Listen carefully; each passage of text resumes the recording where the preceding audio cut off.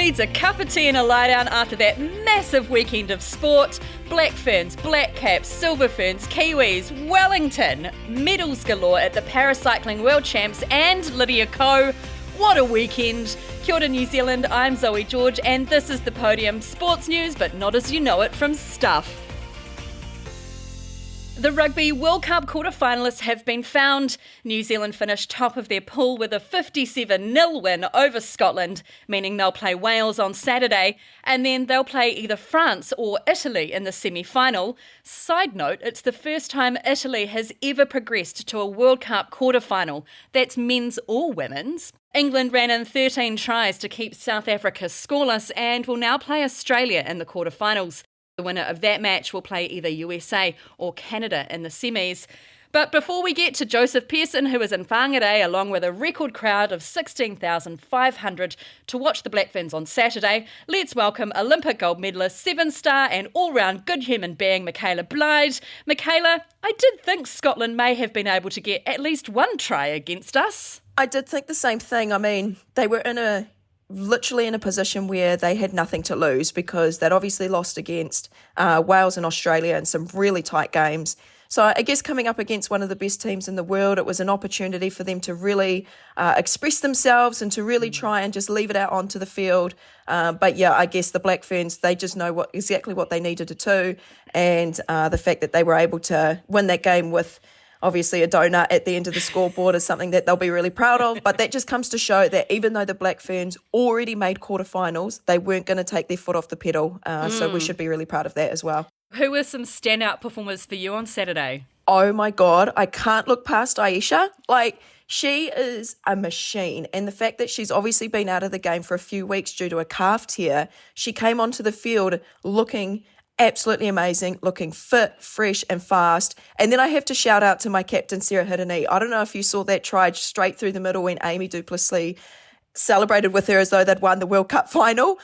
Just seeing her flourish as well and just being able to play some amazing rugby is really cool to watch as well. Yeah, Aisha Letiiga is back from calf injury and replaced Portia Woodman. The coaches are going to have a tough go on who they're going to select for that backline after this weekend. I mean, if you look at your centres, you've got Teresa Fitzpatrick and you've got Amy Duplessis, and then you've got Brunt as well, who's playing incredible rugby, incredible attacking rugby. Then you've got your wingers. You've got Portia Woodman. You've got Renee Whitcliffe. You've got Ruby Tui. You've got Renee Holmes as well, who can kind of fit into that fullback or winger position if need be. Now you've got Aisha back. Who's going to be the starting backline? I have no idea. And I tell you what, I would hate to be the coaches when it comes to the finals footy because they could literally put on any 15 and they'll do the job really well. Joe chatted to Aisha after the game in a rather busy mixed media zone and started by asking whether she enjoyed the occasion. Oh, I definitely did. What a crowd to play against and what a crowd to debut in as well. But gutted to tell my family to stay home, but yeah, it is what it is. And that pass, was that the first pass you've thrown all season? A lot of girls were saying they didn't expect me to give that pass, but that's a team sport. Yeah, and how did you feel physically out there? Were you good, strong and happy and a bit disappointed to come off? Yeah, definitely. Smithy said 5 more minutes in the second half. I was like, no, keep me on. But it is what it is. And yeah, I had fun out there. Yeah, cool.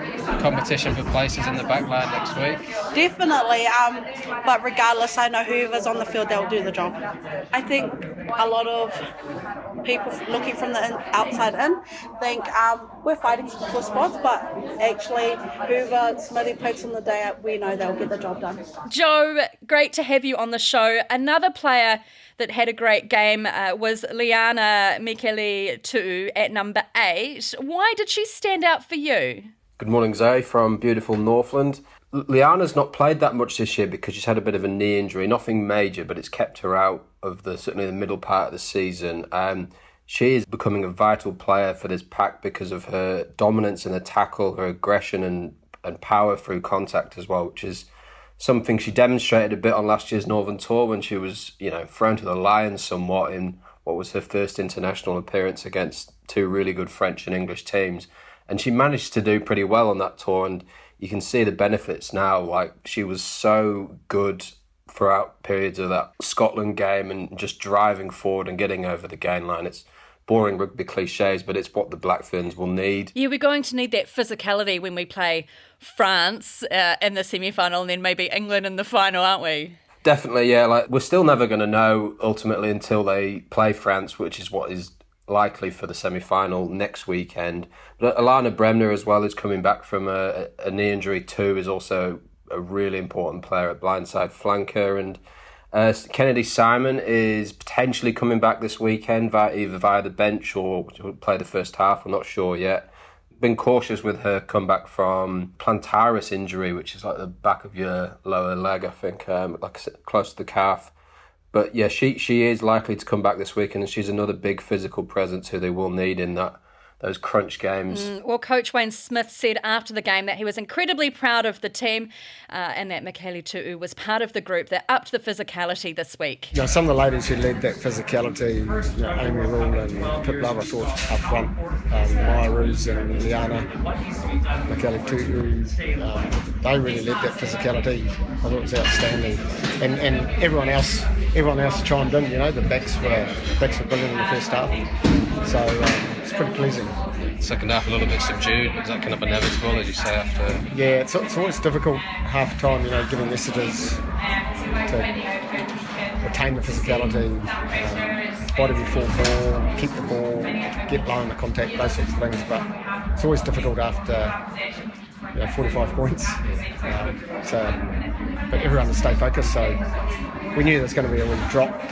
But that's okay. You were just saying earlier that the first touch Asia was a pass, which is like the first time she's passed all year, right? Yeah. She's been working on it, as you can see, and she gives herself a bit of flack about it. So it's beautiful to see. An incredible crowd at Whangarei, Joe. 16,500 people. It hasn't been that packed since the British and Irish Lions visit in 2017. What was it like to be there? Yeah, it was great. Just seeing the way that bank filled up, like it's a very New Zealand thing to have like grass banks at sports events. You see it a bit in Australia as well, the cricket too, but it was fantastic spectacle. It really was, and I think you could see again like the effect that had on the players. I think they channeled it better than what they did at Eden Park when they had a massive crowd behind them. And I'm not sure, I think we'll get similar numbers this weekend. I understand the weather's going to be not great on Saturday night. There's a bad forecast coming from over the Tasman, isn't there? So the grass bank could be a bit muddy and wet, which will be a bit rough on the spectators, that's for sure. Oh, well, fingers crossed that it doesn't rain. What's your score prediction? I think the Black Ferns will hammer Wales by a much bigger score than what they did a couple of weeks ago. I really do. Wales are very lucky to be in the quarterfinals, certainly because of this stupid format where 8 teams from 12 progress to the knockouts, and Wales relied on results to get on Sunday to get through.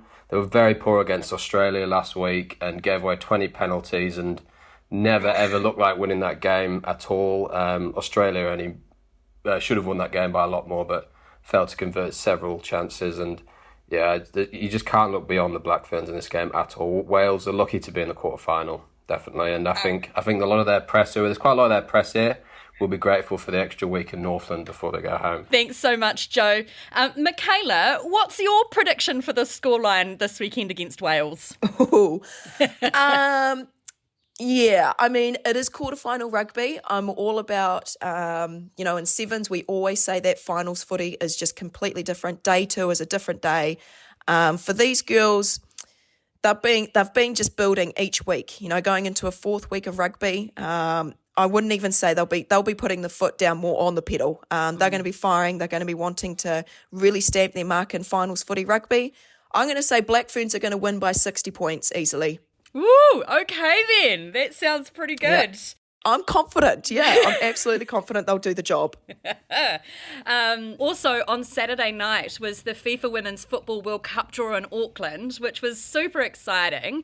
Do you follow the football? To be honest, I used to be a massive fan of it because before I transitioned to sevens, I did play a bit of soccer. So a couple of the girls that are in the football ferns, I've played against and I've trialled alongside for age grade footy, under 17s, under 15s as well. So I do know a couple of them, not extremely personally, but I know their names. Hopefully, being a World Cup here in New Zealand for women's FIFA, it's incredible. That's amazing. And there's going to be some quality players from across the world that's going to come to New Zealand and experience our Kiwi culture. So that's exciting in itself. Did see the pool. I see that they've got some really tough teams ahead of them. But, when it comes to a World Cup, every team is going to be tough no matter where they come from. Andrew Foreman was at the FIFA World Cup draw on Saturday night. Kia ora, Andrew. Hi, Zoe. Who will the football ferns play and how tough is our pool? Well, the football ferns have drawn Norway, the Philippines and Switzerland in Group A. It's tougher than they might have liked, but it's not as tough as it could have been. Norway will be tough on the opening night, but they should beat the Philippines, and it's likely it's going to come down to the match against Switzerland in Dunedin on July 30. Football Ferns coach Jitka Klimkova has spent the whole New Zealand winter scouting Northern Hemisphere teams. She said it's an exciting competitive pool, but the Football Ferns have played Norway and the Philippines recently, which is helpful with their preparation. As Andrew said, their first game of the World Cup starting in July will be against Norway, and this is what she had to say. Always very important, the first game in the tournament, how it goes. So we will be prepared to do well in that first one, and hopefully we'll have a strong kickoff. And from there, we will be prepared for every game by game in that tournament. But the first one is always like critical one. Playing Norway, and I remember when we played Norway, we had a really good performance. We performed really well. That was one of our best performances. So, this is what we are going to focus on: how to perform to finally win the games in the World Cup. The gaps between the teams are not so big. It's not about you have strong opposition or weak opposition. All those teams that are here and qualified here, they have a reason to be here. They have qualities. The women's football is growing, it's improving. So I will say the same. It's playable group. It will be competitive. In the end of the day, two best teams are going to advance, and we will do everything to actually be in those two. And Andrew, Wellington has bagged one of the biggest games of the tournament, USA versus the Netherlands. How big a deal is that? It doesn't come much bigger. That's a rematch of the last final in 2019, in which the US won. It's two massive teams. It's the biggest match in New Zealand by far. It's going to be taking place at 1 o'clock on a Thursday, which is a bit of a bummer for locals. You'll have to take time off work probably if you want to get down to it at Sky Stadium. But there'll no doubt be heaps of travelling fans, especially from the US, and it will be quite the spectacle. So if you want to go ahead and book time off, I would suggest you do it soon. I'll be there. And FIFA President Gianni Infantino has slammed broadcasters. Why is that? He's not happy with the amount of money his organisation's getting, which is a bit interesting because they are technically a not-for-profit, FIFA. But it's just, I think, a sign of how FIFA is trying to grow the Women's World Cup, and it wants to see broadcasters putting up bids that are more comparable to the Men's World Cup. He suggested that some of the bids he'd received, especially from Europe, were as low as 1% of what was being bid for the men's tournament. This time around, it's the first time they've actually separated the two World Cups in terms of broadcast rights. So there's a bit of agitation going on there. Obviously, the other thing is this World Cup's taking place down under, so it's not at the best time for European broadcasters. So I'm sure we'll see a bit more of a tug-of-war in the weeks and months to come. Yes, interesting times ahead. And speaking of across the ditch, you also caught up with the netball on the weekend. It wasn't to be in the final Constellation Cup match between the Silver Ferns and Australia, with Australia just too strong, winning the match 57-53. What happened in that third quarter that cost the Silver Ferns so much? Australia just came storming out of the gates. They were down 5 at half-time. It was time to start getting excited on this side of the ditch. But Australia just came out, and it was within minutes, the game was equal, and within minutes after that, they were up by 7. They just brought a level of intensity that had been missing, and the Silver Ferns were caught napping, basically. Oh dear, and we just couldn't catch them up. I mean, we closed that gap in the fourth quarter, but we just couldn't catch them. No, and it's frustrating because that was a golden chance to get a 3-1 win, a real win in Australia.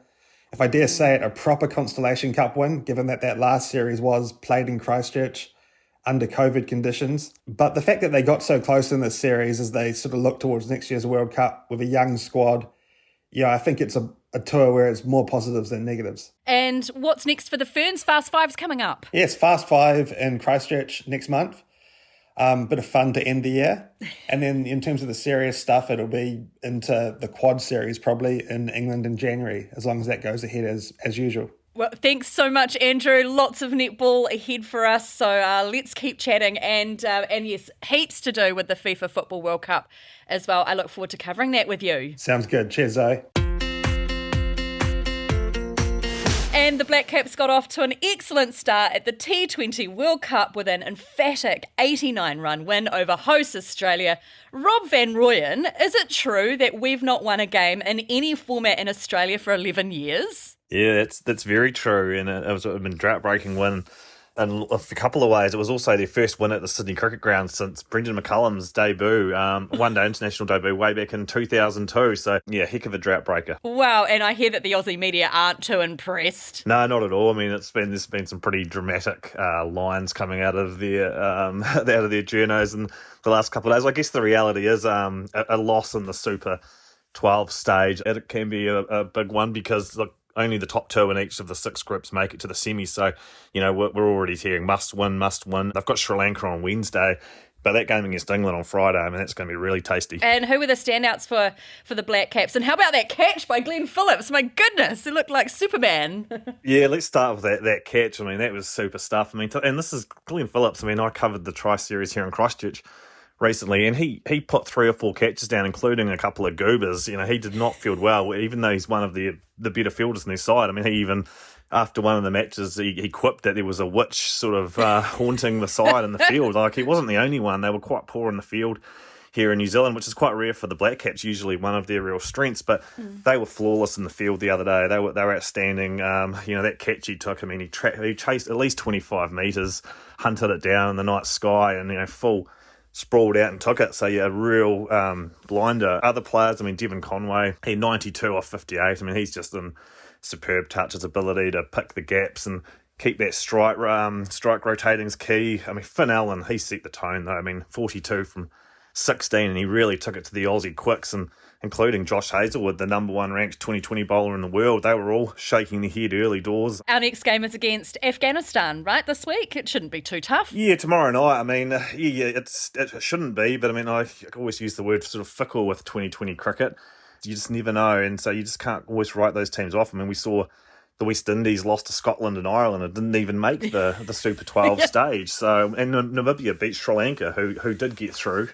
So yeah, the Black Caps have Afghanistan tomorrow, and then they play Sri Lanka on Saturday. Their biggie is next Tuesday against England. That's going to be the real cracker. Oh, okay then. And in other news, what's this about athletes boycotting some player of the match presentations? We're seeing it more and more in world sport, aren't we? Sort of players' beliefs not aligning with sponsors, and the ICC has announced a Saudi Arabian state-owned oil company Aramco are a global partner and with the Player of the Match awards. So yeah, there's been some chat that players will not front some of those presentations. I mean, again, money out of Saudi Arabia probably enough said. You know, we see it with the LIV Golf, don't we? You know, that's created a real stir where that money's coming from. So yeah, it's one to keep an eye out for. If I do say it sounds like they're not going to, if players opt like they don't want to be engaged with those, so be it. They're not going to be punished. Yeah, I did see FICA, which is the Global Union for International Cricket Players, have backed the players if they choose not to attend those presentations.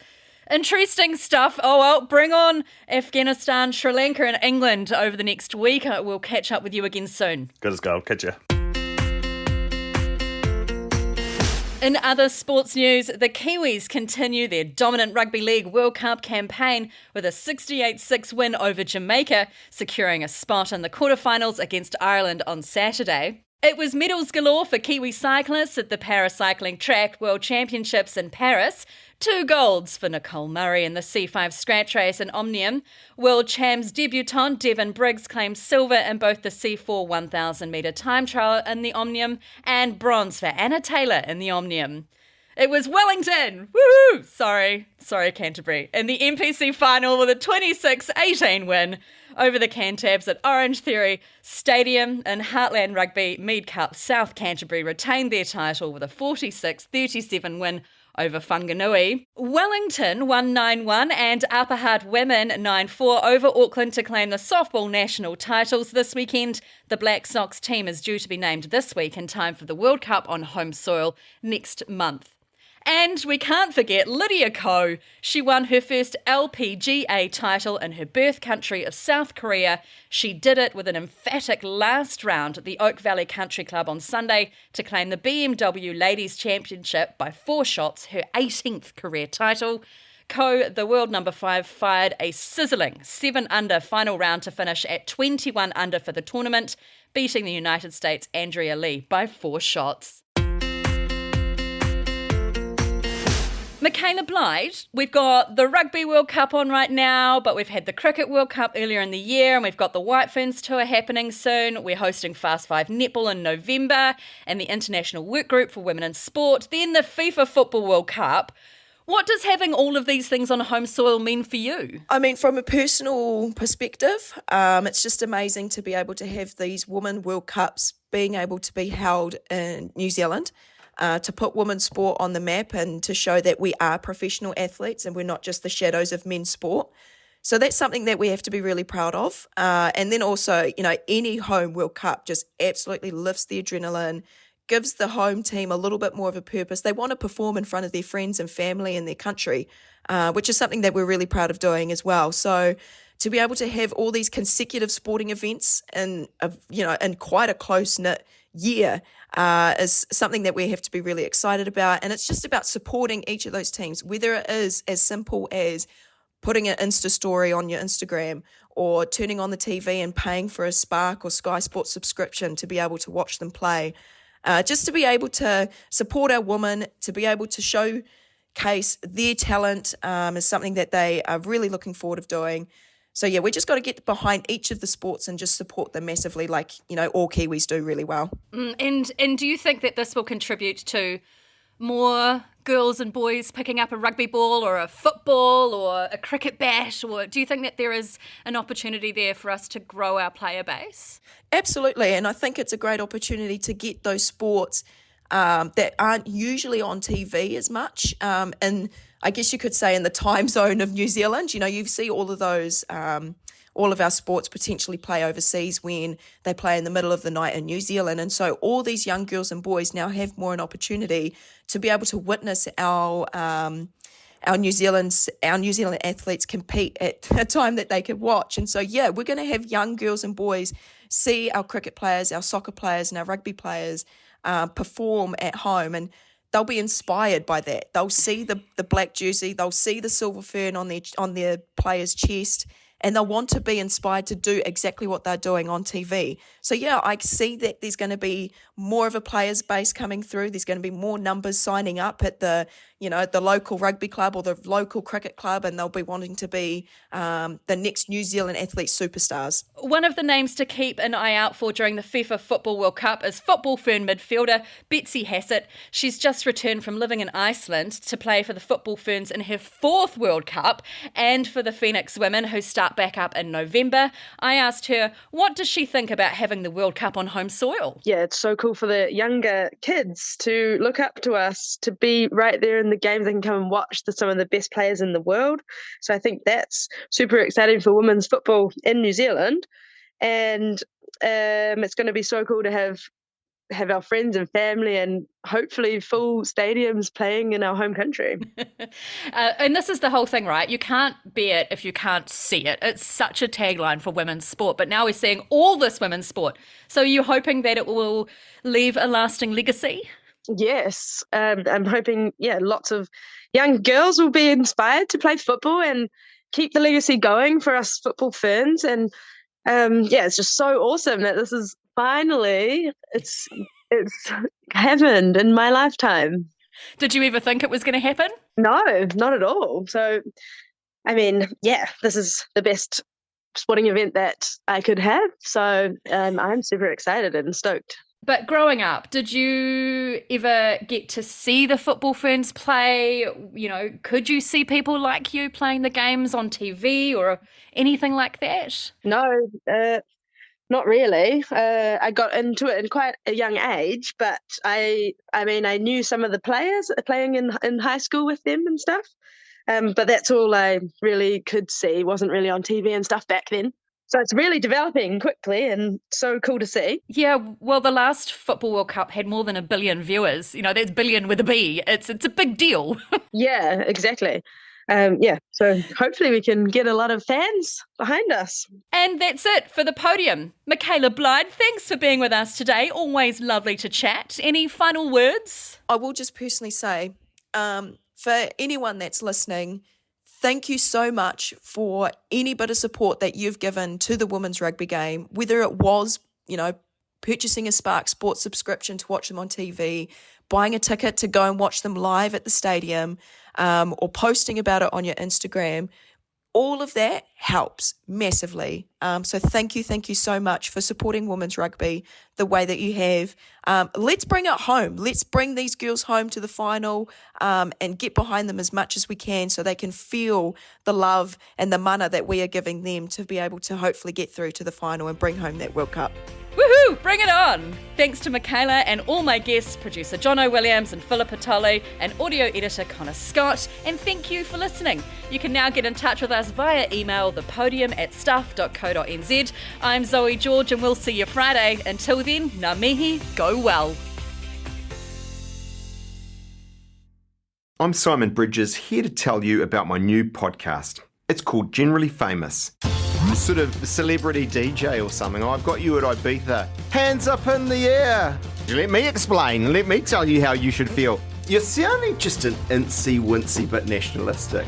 That's illegal, by the way. Trigger warning, don't do that. I can do highbrow. I was hoping for a story of you at the end in a gutter.